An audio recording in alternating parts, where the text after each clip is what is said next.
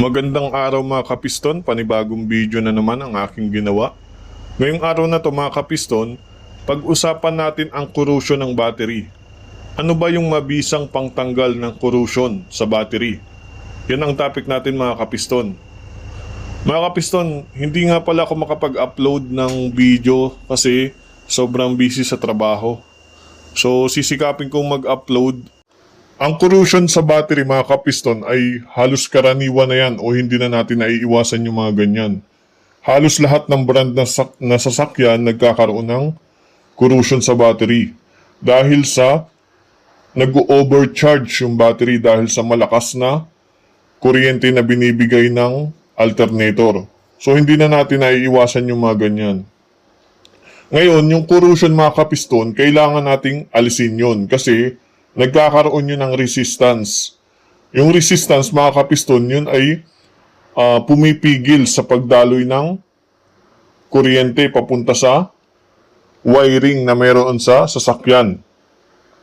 Kaya minsan, mga kapiston, hindi nag-i-start ang ating sasakyan kapag may corrosion sa battery kasi hindi nga dumadaloy ng maayos yung kuryente papunta sa mga wiring. Kaya mangyayari, hindi nag-i-start yung sasakyan o hindi nagkakaroon ng maayos na supply papuntang starter motor. So yun sa dahilan kung bakit hindi nag-i-start ang sasakyan. So kailangan natin tanggalin yan mga kapiston, yung corrosion na yan. Anong gagawin natin? Kumuha kayo ng tissue at ipatong nyo dun sa terminal na merong corrosion. Tapos, kumuha ka ng mainit na tubig, saka mo buhusan yung terminal. Kailangan nakapatong yung tissue, parang siya yung sasalo ng init.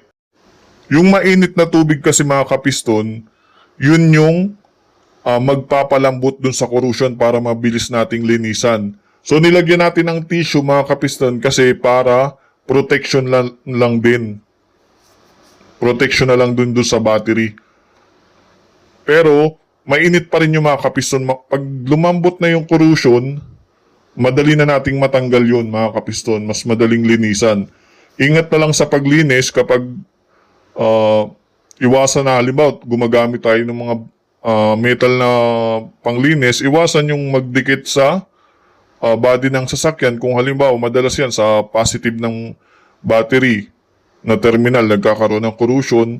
So, iwasan nating dumikit sa body ng sasakyan yung pinanglilinis natin doon sa terminal. So yun lang mga kapiston. Maraming salamat.